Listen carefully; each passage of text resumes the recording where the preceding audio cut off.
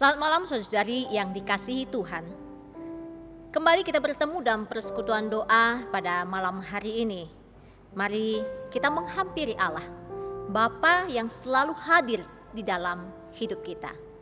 Mari kita masuk di dalam doa. Bapa Surgawi, kami umat-Mu datang merendahkan diri di hadapan-Mu. Saat kami bersujud dan berdoa, kiranya Engkau berkenan mendengarkannya. Pimpin sepanjang waktu persekutuan doa ini Tuhan, dan tolonglah kami untuk datang kepadamu dengan hati yang tulus untuk merasakan indahnya waktu bersama denganmu. Demi nama Tuhan Yesus, amin. Mari kita naikkan pujian PPK 149, Indahlah Saat Berdoa, bait 1 dan kedua.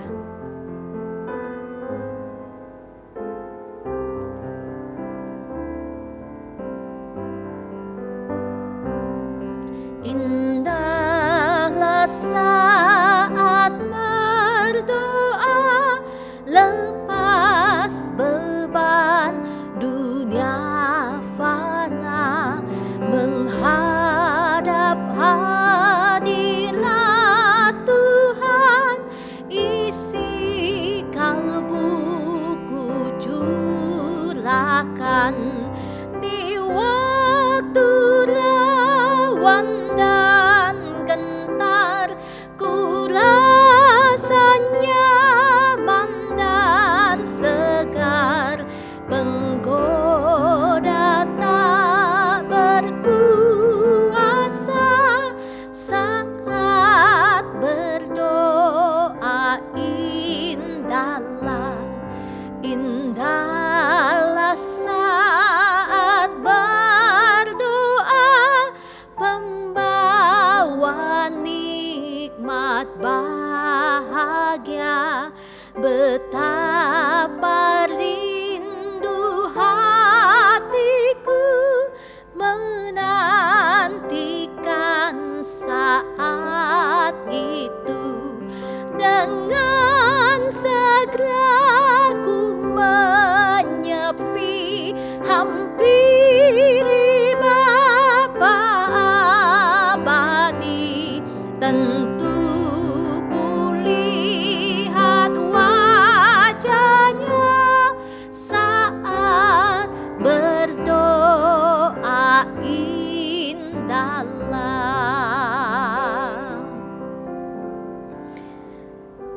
Saudara yang terkasih dalam Tuhan, mari kita membawa ucapan syukur kita di hadapannya. Kita bersyukur akan pemeliharaan Tuhan yang tidak pernah berhenti dalam hidup kita. Berkat-berkat yang tak terhitung yang telah kita terima, dan kita memohon Tuhan menilik hati setiap kita, mengampuni segala dosa dan kelemahan yang menjadi penghalang akan doa-doa kita. Mari kita bersama-sama bersatu di dalam doa. Bapa Surgawi, kami sekali lagi datang bersyukur kepada Engkau.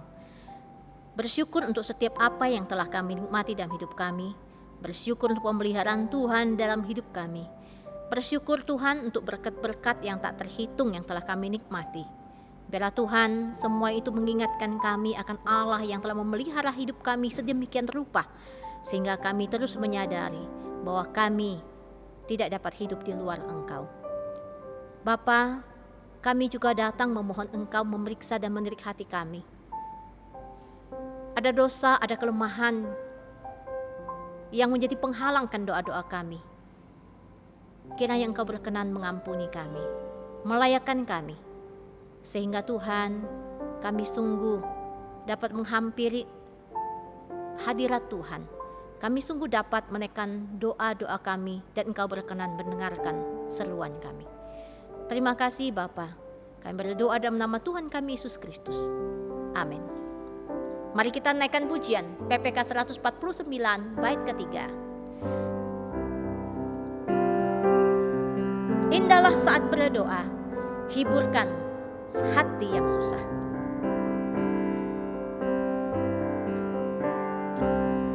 Indahlah saat berdoa, hiburkan hati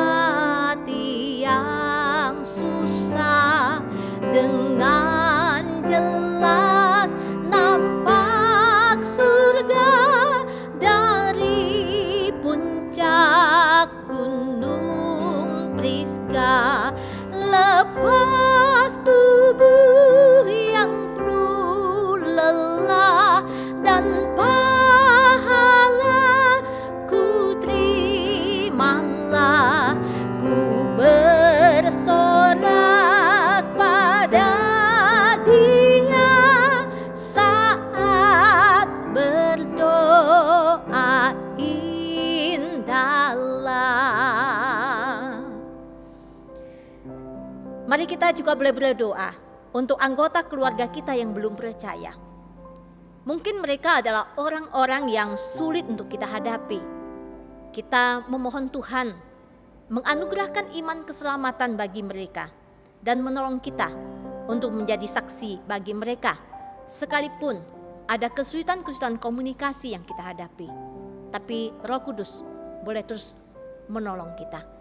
Mari kita bersama-sama berdoa untuk hal ini. Bapa, kami saat ini juga boleh berdoa mengingat untuk orang-orang di sekitar kami, khususnya anggota keluarga kami yang belum percaya Tuhan. Ada di antara mereka Tuhan adalah orang-orang yang sulit untuk kami sampaikan berita keselamatan ini. Orang-orang yang sulit kami ajak berkomunikasi. Dan Tuhan, Engkau melihat kesulitan yang kami hadapi ini. Namun Tuhan, kami rindu bahwa mereka pun boleh menerima anugerah keselamatan yang daripada Engkau. Kiranya Roh Kudus boleh menolong mereka, mengajarkan kebenaran itu, dan Engkau menganugerahkan keselamatan itu bagi mereka Tuhan, sebagaimana Engkau telah menganugerahkannya kepada kami. Dan tolonglah kami untuk menjadi saksi-saksi-Mu bagi mereka. Sekalipun Tuhan, kami menyadari keterbatasan kami, kelemahan kami, saat menghadapi orang-orang seperti ini. Tuhan yang ajar kami bagaimana kami harus berkata-kata kepada mereka, bagaimana kami harus bersaksi kepada mereka, bagaimana kami bisa menyatakan kasih Tuhan kepada mereka. Ini doa dan permohonan kami di dalam nama Tuhan kami Yesus Kristus. Amin. Tiada yang dapat bertahan tanpa Tuhan. Apalagi kita sebagai orang percaya, kita sungguh menyadari bahwa kita perlu akan Tuhan di setiap waktu hidup kita. Mari kita menyanyikan satu pujian doa yang boleh menggambarkan akan kebutuhan kita akan Tuhan. Ku perlu Engkau Tuhan di setiap waktu.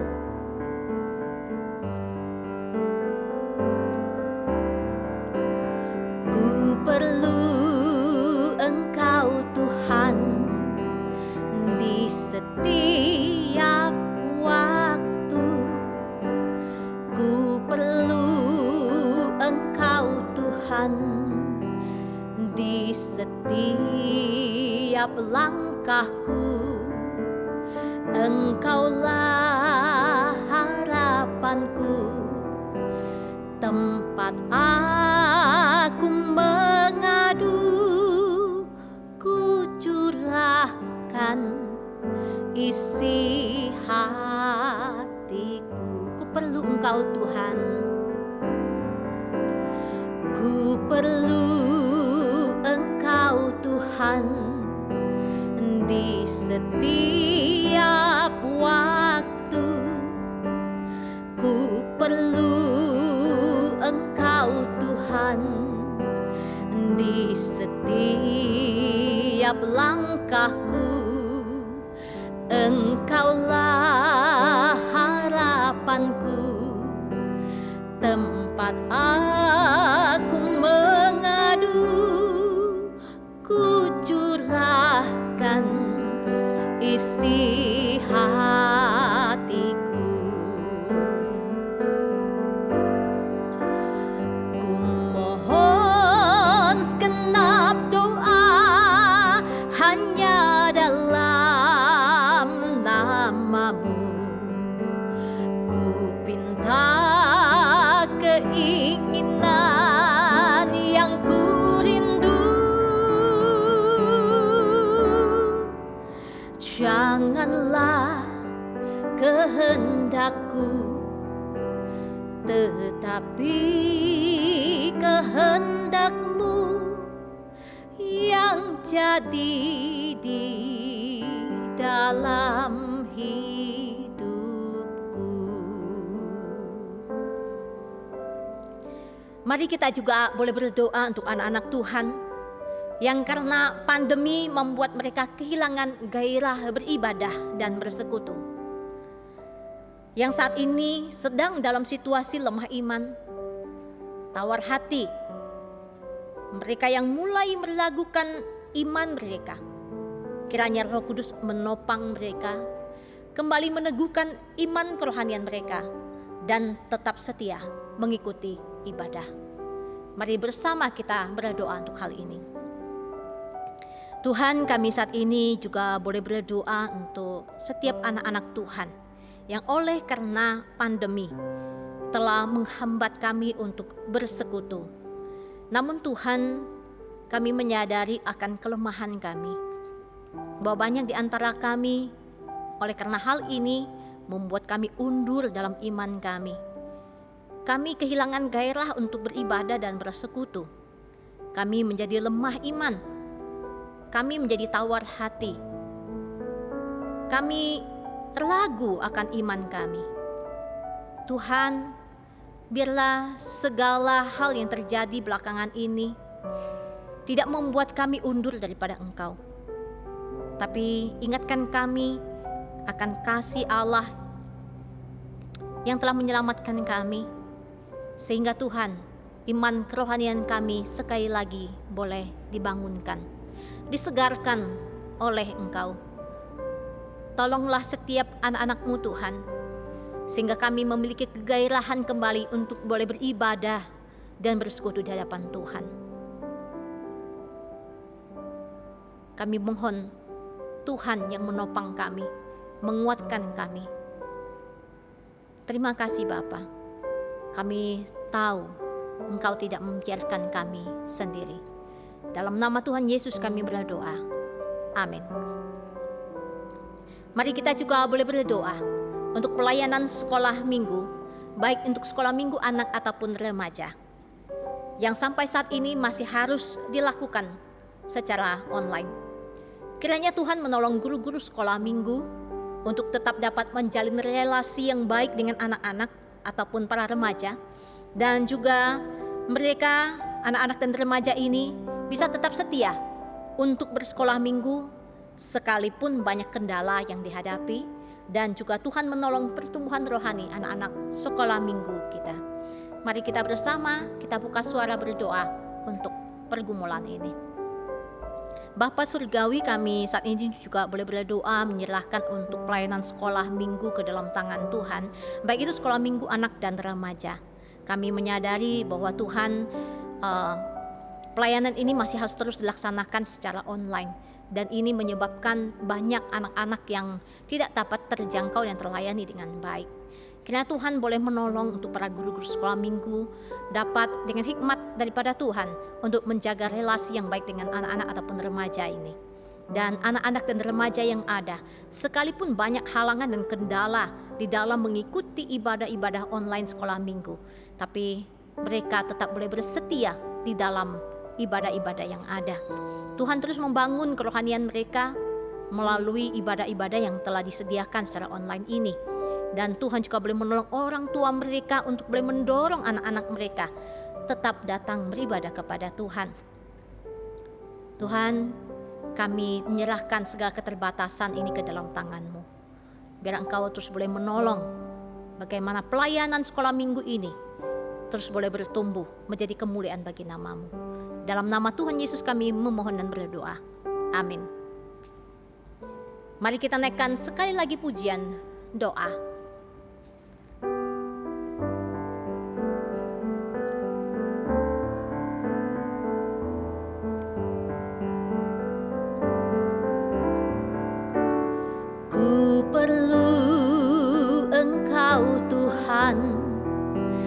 Di setiap waktu ku perlu Engkau Tuhan, di setiap langkahku Engkaulah harapanku, tempat aku mengadu, ku curahkan isi hatiku.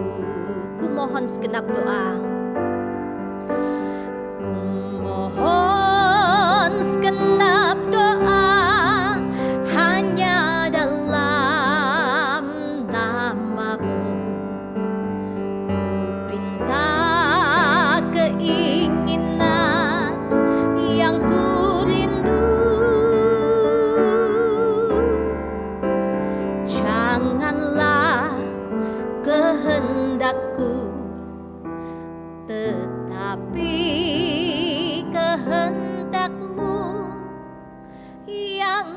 terjadi di dalam hidupku. Mari kita boleh berdoa bagi bangsa dan negara kita, khususnya dalam penyaluran vaksin yang saat ini mengalami keterlambatan pemasokan dari produsen. Kiranya Allah memberikan hikmat bijaksana bagi pemerintah untuk tetap dapat mengatasi permasalahan yang ada dengan tepat, dan masyarakat luas tetap menjaga agar penularan COVID-19 dapat terkendali. Mari kita berdoa bersama-sama. Bapa, kami saat ini juga boleh meletakkan bangsa negara kami kembali dalam tangan belas kasihan Tuhan. Saat ini Tuhan, secara khusus kami mau berdoa bagi pemerintahan kami di dalam mengatasi masalah keterlambatan pemasokan vaksin COVID-19.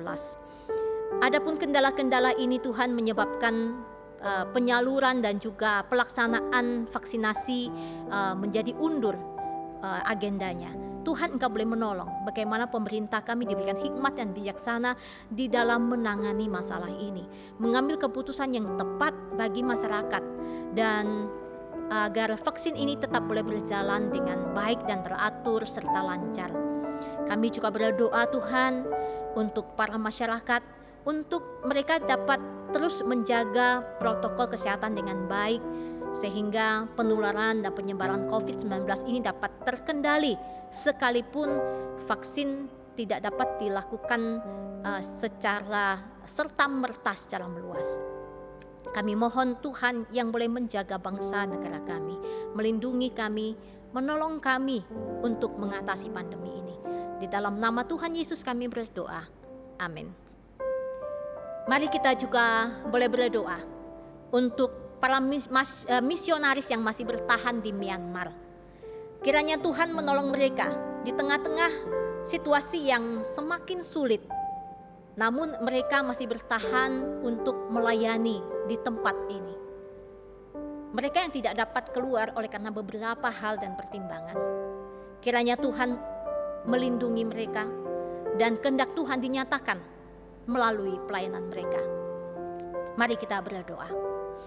Bapa di surga, kami saat ini berdoa bagi pelayanan para misionaris di Myanmar yang masih terus melayani sana sekalipun situasi semakin sulit dari waktu ke waktu. Mereka yang harus bertahan oleh karena beberapa hal. Tuhan, Engkau menolong mereka, Engkau melindungi mereka, Engkau boleh menyatakan kehendak Tuhan di dalam pelayanan mereka. Tuhan, kuatkan mereka, Tuhan teguhkan mereka. Ini doa dan harapan kami Tuhan. Kiranya Tuhan membuka jalan dalam kesulitan-kesulitan yang mereka hadapi.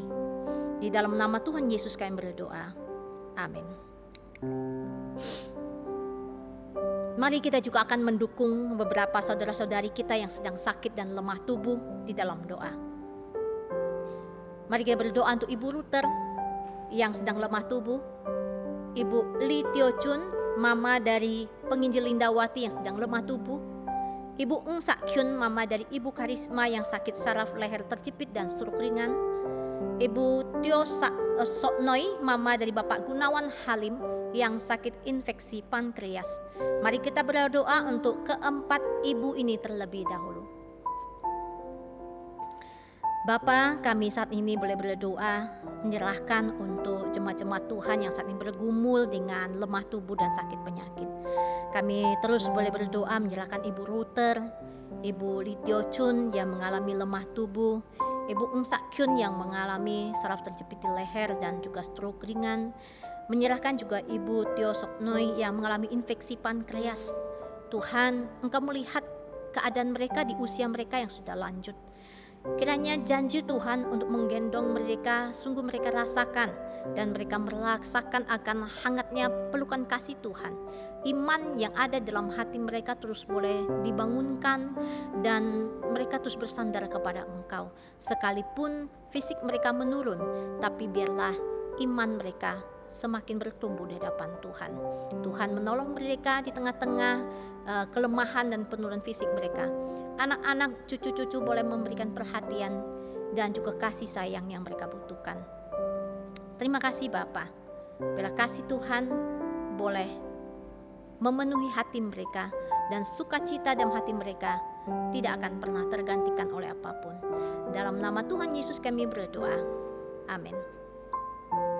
Selanjutnya kita juga boleh berdoa bagi Bapak Yadi, suami dari Ibu Lucy Wang yang sakit diabetes dan jantung yang menjalani pengobatan di Jakarta. Kita berdoa supaya mendapatkan penanganan medis yang tepat. Kemudian ada juga saudara Adi, sepupu dari Dr. Irwan. Kita pemulihan dari kecelakaan, patah dan retak pada tulang bahu dan rusuk. Kita juga boleh berdoa baginya. Dan terakhir kita berdoa untuk Austin, anak dari Bapak Rudi SHS yang mengalami gangguan pencernaan dan saat ini berobat di Jakarta. Kita memohon Tuhan campur tangan di dalam pengobatan dan juga pemulihan saudara-saudara kita ini. Dan jika ada nama-nama lain yang saudara tahu dan saudara ingat untuk doakan, silakan untuk menyebutkan dalam doa saudara-saudari. Mari kita berdoa untuk saudara-saudara kita. Bapa, saat ini kami juga boleh berdoa bagi Pak Yadi, suami dari Ibu Lucy Wang yang mengalami diabetes dan juga jantung. Tuhan, Engkau boleh menolong di dalam pengobatan di Jakarta saat ini. Tuhan, campur tangan untuk mendapatkan penanganan medis yang tepat. Berdoa juga untuk saudara Adi, sepupu dari Dr. Irwan yang mengalami kecelakaan dan mengalami patah dan retak tulang. Tuhan juga menolong di dalam pengobatan dan juga pemulihannya. Berdoa untuk Austin, anak dari Bapak Rudi SHS yang mengalami gangguan pencernaan, dan Tuhan campur tangan dalam pengobatan yang diambil di Jakarta saat ini. Tuhan sendiri yang menolong tenaga medis yang menangani mereka sehingga diberikan hikmat bijaksana untuk baik itu mendiagnosa, baik itu melakukan tindakan dan penanganan yang paling tepat bagi saudara-saudara kami ini. Tuhan, kami juga mengingat untuk keluarga-keluarga yang mendampingi. Tuhan terus berikan kekuatan dan kesabaran, dan Tuhan sendiri yang boleh menolong akan segala yang mereka butuhkan.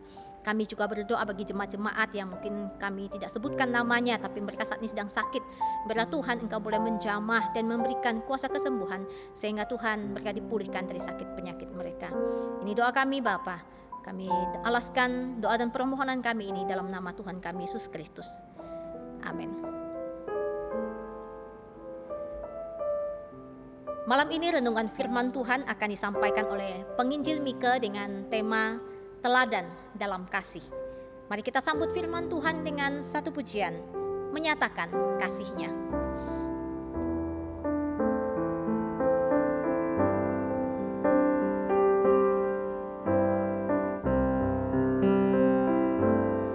Ada kasih dari surga nan tinggi dan tak dapat dijamah namun nyata, sebab ada kau dan aku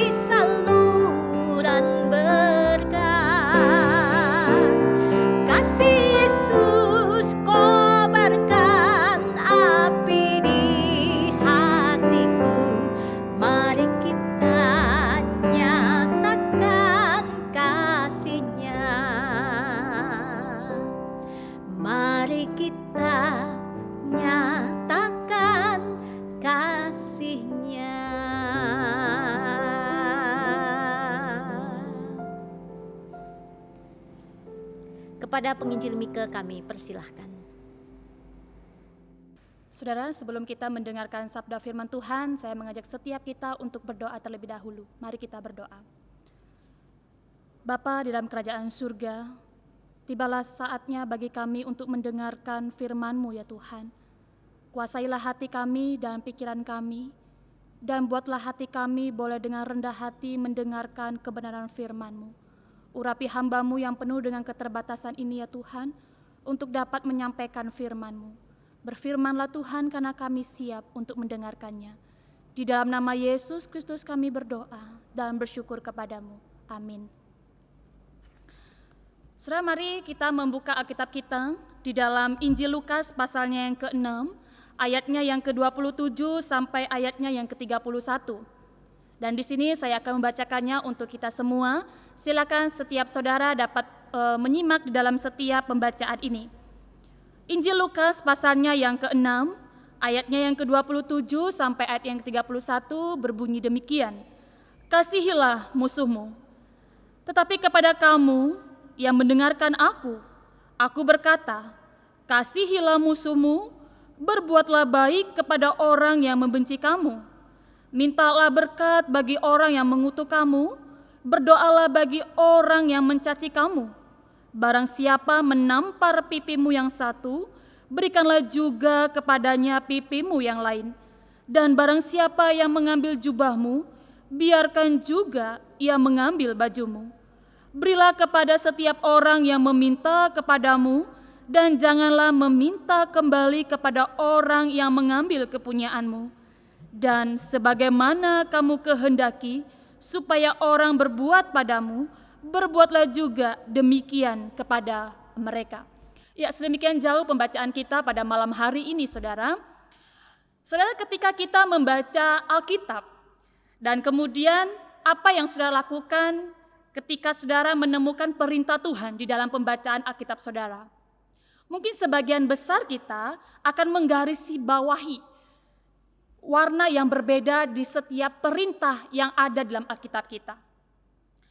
Lantas, selanjutnya apa yang saudara lakukan dengan perintah itu? Saudara, menggarisbawahi perintah yang ada di dalam Alkitab itu dengan warna, tentu itu akan membuat kita mengingatnya kembali ketika kita membuka Alkitab kita. Tetapi inti dari perintah dalam Alkitab tidak hanya menggarisbawahi dengan warna. Dan jikalau hari ini kita nilai diri kita dengan skala 1 sampai 10, seberapa besar kita mematuhi perintah Tuhan, khususnya di dalam perintah mengasihi. Ada dalam skala 7, 8, atau 9.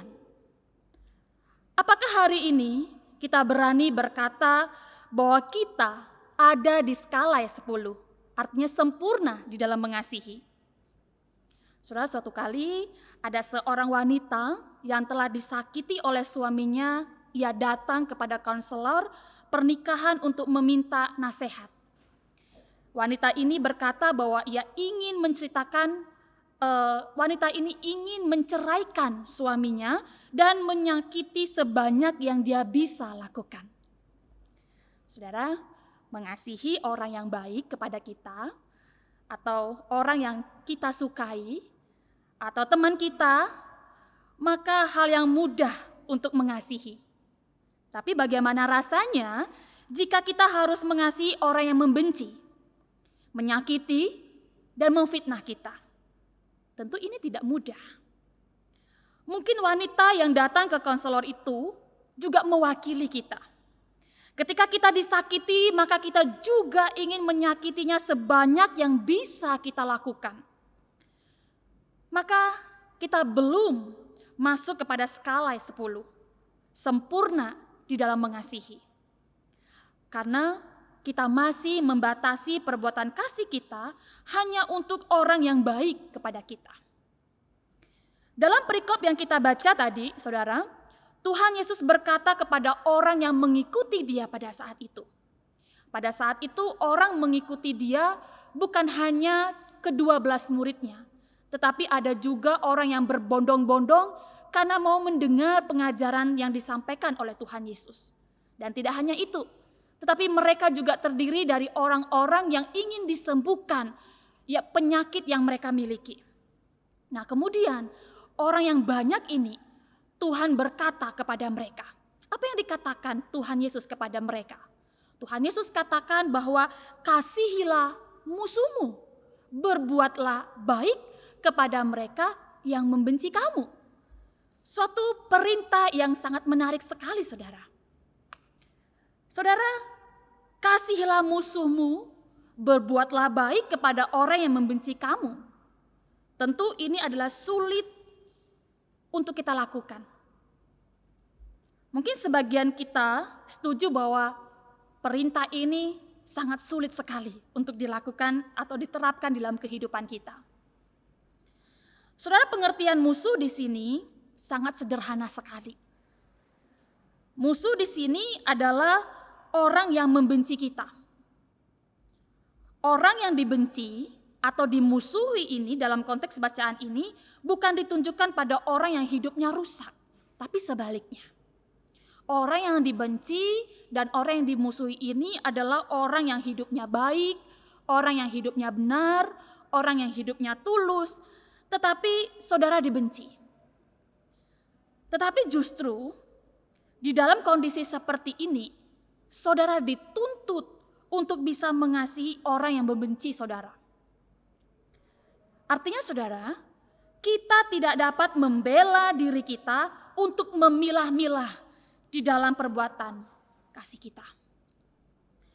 Jika kita melihat di pasal sebelumnya, di pasal 5, kita dapati bahwa orang Farisi dan ahli Taurat di situ kerap kali mencibir Tuhan Yesus karena Tuhan menyembuhkan orang yang sakit pada hari Sabat.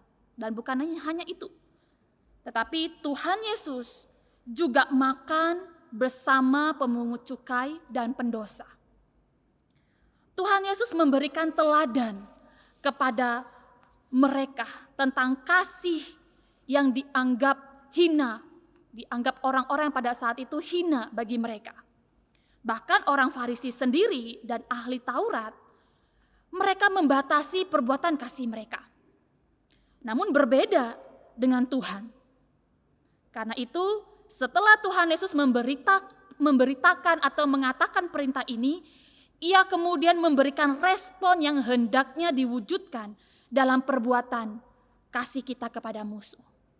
Lantas respon apa yang diminta oleh Tuhan? Yang pertama saudara, berbuat baik. Kasih terhadap musuh tidak cukup ketika kita hanya mengatakan, oh saya mengasihinya. Saudara, tidak hanya cukup berkata bahwa saya mengasihinya. Tetapi Tuhan tuntut ada perbuatan nyata. Ketika kita mengatakan, oh saya mengasihi orang yang membenci saya atau orang yang mengasihi saya. Saudara, Tuhan katakan berbuat baiklah kepadanya. Tuhan Yesus bukan hanya mengajarkan kita untuk melakukannya. Tetapi kita tahu bahwa Tuhan Yesus telah lebih dulu memberikan kita teladan di dalam melakukan perintah ini. Saudara, perbuatan baik ini adalah perasaan baik yang aktif terhadap orang lain. Dalam artian kita tidak peduli terhadap apa yang telah dilakukan orang lain kepada kita. Apa yang telah dilakukan oleh musuh kita atau orang yang membenci kita. Tuhan Yesus datang ke dalam dunia, Ia menderita dan mati di atas kayu salib untuk dosa kita yang adalah musuhnya. Ia telah berbuat baik dengan melayani orang yang berdosa. Saudara, suatu kali ada kelompok diskusi yang sedang membicarakan tentang relasi. Masing-masing mereka saling mengutarakan bagaimana berelasi dengan orang lain selama ini. Maka satu-satu mulai memberitakan atau memberikan pendapat dan sebagian besar mengungkapkan untuk mereka menjaga dirinya di dalam berelasi selama ini. Karena mereka mendapati ada beberapa orang yang membenci mereka, memusuhi mereka. Namun mereka tidak tahu apa yang menjadi alasan kenapa mereka bisa dibenci dan dimusuhi. Maka mereka memutuskan untuk tidak bertemu dengan si A supaya tidak menyakiti atau menghindari konflik karena orang tersebut membencinya. Mungkin ini juga kecenderungan yang kita miliki, saudara. Jika ada orang yang membenci kita, maka kita memilih untuk menghindarinya. Tetapi saudara, firman hari ini katakan bahwa kita tidak cukup jika kita katakan saya mengasihinya, namun saya memilih untuk menahan diri saya. Tetapi ketika saudara dibenci oleh orang lain, maka saudara perlu mengasihi orang tersebut. Tunjukkan perbuatan kasih kita kepada orang yang membenci kita atau yang menjadi musuh kita. Saudara, kasih kepada musuh bukan bersikap pasif, tetapi aktif. Kemudian dilanjutkan di ayat yang ke-28, ada dua hal wujud nyata dari perbuatan kasih itu. Saudara, Tuhan Yesus katakan bahwa ketika kita berbuat baik kepada orang yang membenci kita, maka kita juga perlu memberkati orang yang membenci kita. Kita perlu meminta berkat kepada Tuhan untuk mereka yang memusuhi kita. Kemudian yang kedua, perbuatan baik itu juga dinyatakan dengan kita berdoa bagi orang yang mencaci kita. Saudara, terlihat ada pembelokan situasi yang terjadi. Kita dibenci, kita dimusuhi, tetapi Tuhan katakan kita harus berbuat baik dengan memintakan berkat kepada Tuhan dan kita berdoa untuknya. Saudara, mudah atau gampang? Mudah atau sulit ketika kita mengerjakannya ini atau menerapkannya? Berkat dan kutuk adalah dua hal yang sangat serius bagi orang Yahudi pada saat itu. Berkat dan kutuk adalah dua hal yang sangat-sangat serius pada saat itu. Orang tidak akan mengucapkan berkat jikalau tidak ada intensi untuk mengucapkannya. Dan begitu sebaliknya, orang juga tidak akan mengucapkan kutuk jikalau tidak ada intensi untuk mengucapkannya. Saudara, ketika kita dibenci, ketika kita dimusuhi, apakah kita mudah untuk meminta berkat bagi orang yang telah memusuhi kita? Kutuk dipandang sangat serius oleh bangsa Yahudi pada saat itu. Kutuk itu berarti seseorang itu mengucapkan sebuah makian kepada setiap kita. Selanjutnya kepada orang yang mencaci. Bagi orang Yahudi pun, orang yang mencaci adalah orang yang tidak hanya membenci kita, tetapi mereka juga menganggap dan meremehkan kita, menganggap diri kita rendah. Sudah membenci kita, kemudian menganggap kita rendah. Itu bukan situasi yang mudah sekali. Tetapi sekali lagi, kepada orang-orang yang demikianlah pengikut Kristus harus menyatakan kasihnya dengan berbuat baik, dengan cara berdoa dan mengucapkan berkat bagi mereka. Saudara, ketika saya merefleksikan bagian ini, sulit sekali rasanya untuk melakukannya. Dan saya dapati bahwa diperlukan hati yang begitu besar sekali untuk saya bisa mengasihi orang yang sudah membenci saya, yang sudah mencaci, kemudian juga yang sudah meremehkan. Dan kemudian kita harus berdoa dan mengucapkan berkat. Jujur, sebagai orang yang berdosa, yang tidak mengetahui kedalaman kasih Kristus, maka kita akan bersama-sama mengatakan ini suatu hal yang susah untuk diterapkan. Tetapi saya berpikir bahwa menjadi orang yang penuh kasih, maka hidup kita mesti tenggelam jauh, tenggelam begitu dalam di dalam kasih Kristus yang besar untuk saya dan juga saudara. Saudara, saya ulangi, untuk kita mampu punya hati yang besar untuk kita bisa mengasihi orang yang membenci kita, yang mencaci kita, dan juga meremehkan kita, maka kita perlu tenggelam jauh, tenggelam begitu dalam di dalam kasih Kristus yang besar untuk saya dan saudara. Kenapa saudara? Karena dikasihi oleh Yesus Kristus adalah dasar untuk menjadi penuh kasih. Saudara, bukankah kasih yang diajarkan oleh Yesus ini adalah sungguh kasih yang begitu mulia? Kita perlu menyelidiki kedalaman hati kita saat ini. Dan kita juga perlu mengakui bahwa kita belum dapat mengasihi seperti Yesus mengasihi. Kita menyadari bahwa kita tidak berguna tanpa kasih Kristus. Tetapi toh, sayangnya kita jauh dan kerap kali gagal untuk menyatakan kasih yang Tuhan inginkan kepada orang lain. Mengasihi orang yang membenci kita, mungkin saja kita bisa menahan diri untuk kita tidak melakukan kejahatan.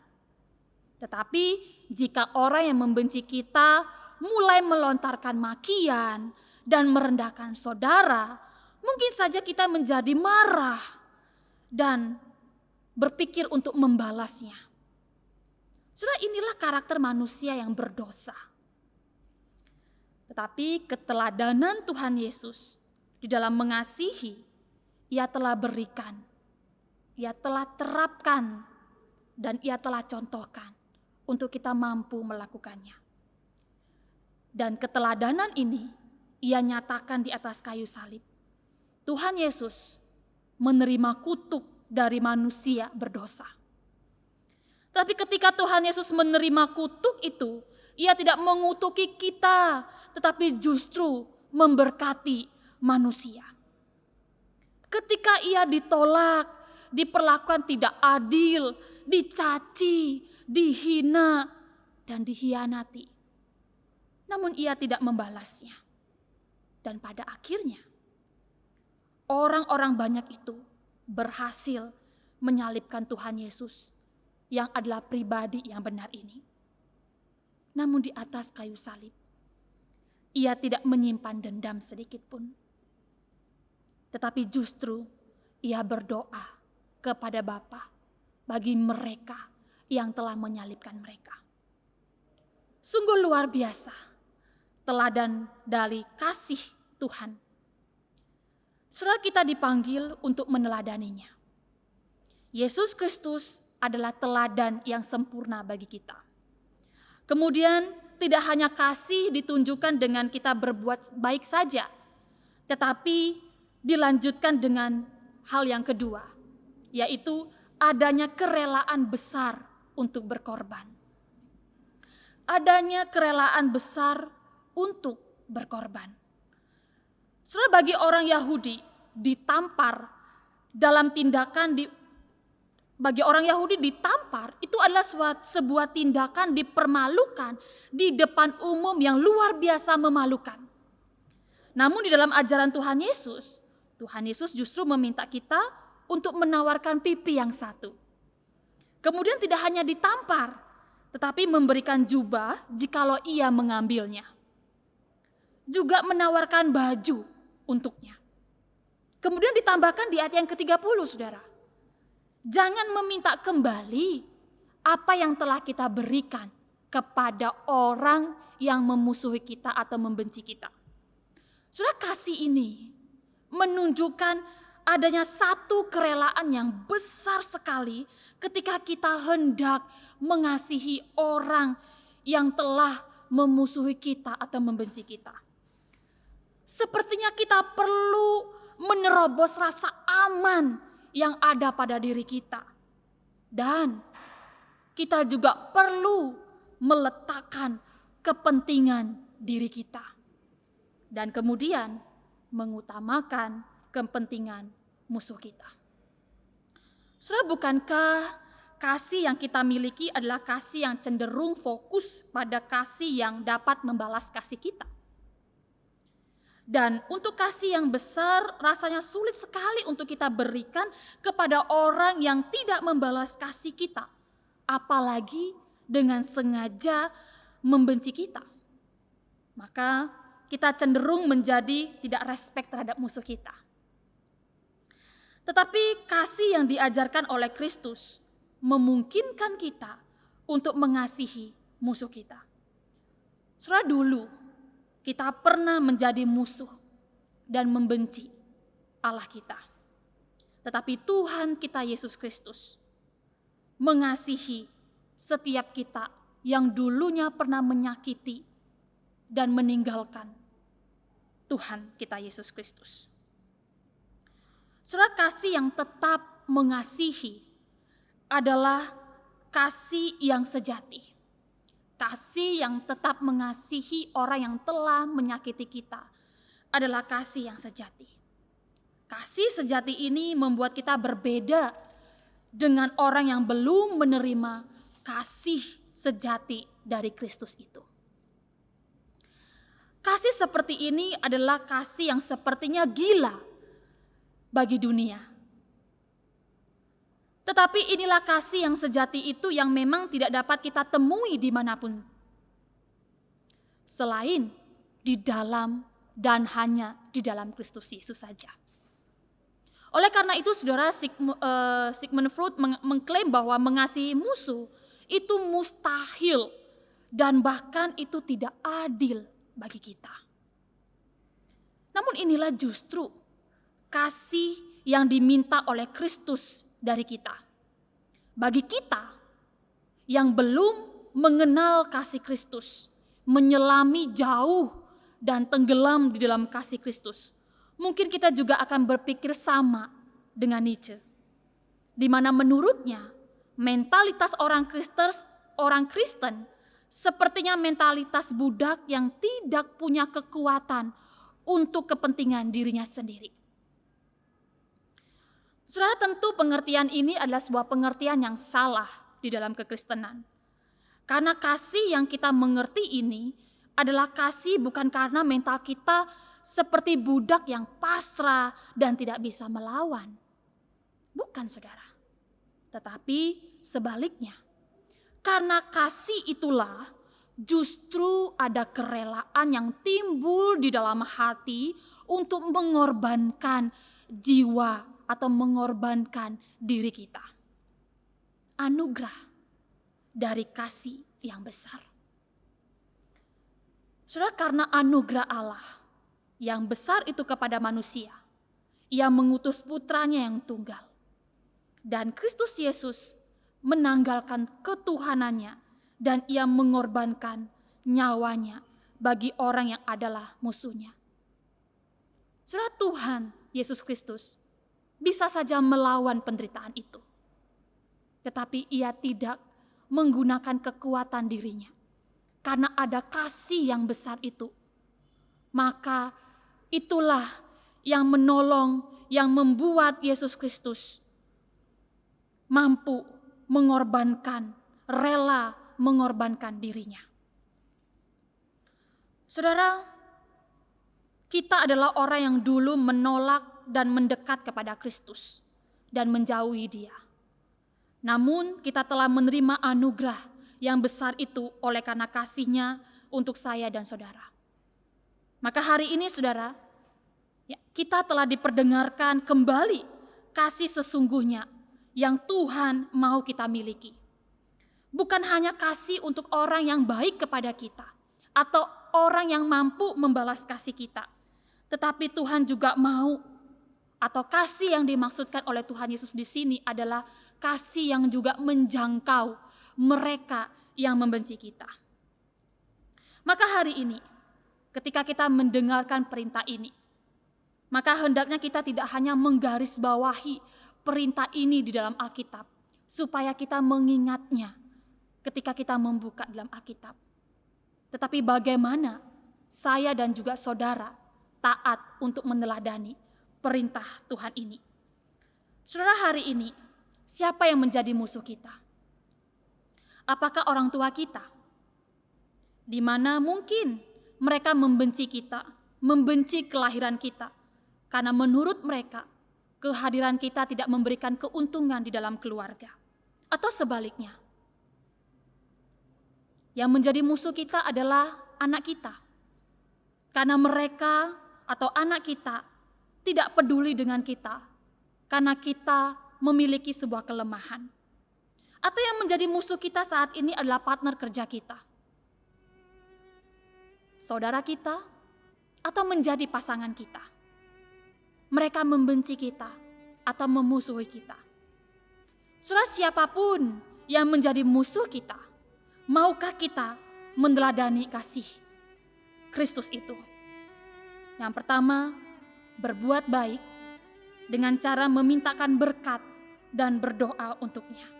Kemudian yang kedua, ada kerelaan untuk berkorban baginya melalui anugerah kasih yang kita nyatakan kepadanya. Yesus Kristus telah menjadi teladan di dalam kasih. Lantas, maukah kita meneladaninya? Mari kita berdoa.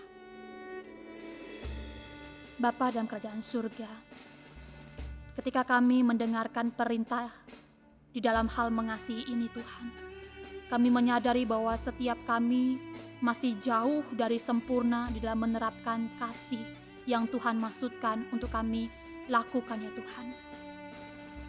Namun biarlah pada malam hari ini dengan kerendahan hati kami ya Tuhan, kami mau belajar untuk meneladani kasih yang daripada Kristus itu. Kasih yang tidak hanya menjangkau orang-orang yang lebih dulu mengasihi kami, orang yang baik, orang yang membalas kasih kami. Tetapi kasih itu juga harusnya menjangkau kepada orang-orang yang juga membenci kami, memusuhi kami ya Tuhan. Tolonglah kami ya Tuhan. Biarlah melalui Roh Kudus Tuhan memampukan kami. Dan jikalau pada hari ini kami memiliki pergumulan, kami diperhadapkan dengan orang-orang yang memusuhi kami, dan kami menggumuli akan hal itu. Oleh karena itu mampukan kami untuk kami boleh menjalankan perintah dari kebenaran firman-Mu pada malam hari ini ya Tuhan. Supaya sungguh-sungguh hidup kami boleh betul-betul mencerminkan murid Kristus yang sejati itu. Maka kami menjadi sama dengan Engkau ya Tuhan, serupa dengan Engkau ya Tuhan. Tolonglah kami ya Bapa. Terima kasih Tuhan, di dalam nama Yesus Kristus kami berdoa dan bersyukur kepadamu. Amin. Saudara, demikianlah persekutuan doa pada malam hari ini. Silakan mengambil saat teduh dan Tuhan Yesus memberkati kita semua.